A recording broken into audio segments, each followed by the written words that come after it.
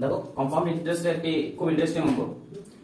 If a amount gets double in 7 years at CI compound interest find the time in which it gets 8 times. বলছে কোন একটা টাকা চক্রবৃদ্ধি সুদে কত হচ্ছে, দ্বিগুণ হচ্ছে কত বছরে, 7 বছরে। তাহলে বলছে কত বছরে সেই টাকাটা কত সময় সেই টাকাটা 8 গুণ হয়ে যাবে। তাহলে এখানে বলতে পারি আমরা পি টাকা ছিল আমাদের কাছে, পি টাকা থেকে কত টাকা হয়েছে, 2p হয়েছে, ডবল হয়েছে, ডবল হতে কত সময় নিয়েছে, 7 বছর। আমাকে কোথায় যেতে বলছে, 8 গুণে যেতে হবে। তাহলে এ ডবল করলে কত হবে, তাহলে 4p হলো, 4p যেতে কত আবার সময় লাগছে, 7 বছর।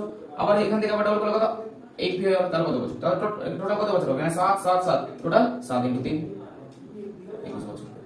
21 বছর আমরা ভাবতে হবে না। নেক্সট আরেকটা দেখো, এরকমই কিন্তু একটু আলাদা। If the interest rate per annum is 12%, which is compounded annually in what time? In what time are rupees 1000 will double itself? Double হবে। এর জন্য একটা শর্টকাটে কিছু করতে হবে না, আমাদেরকে যেটা সূত্র বলতে হবে শুধু সূত্রটা হচ্ছে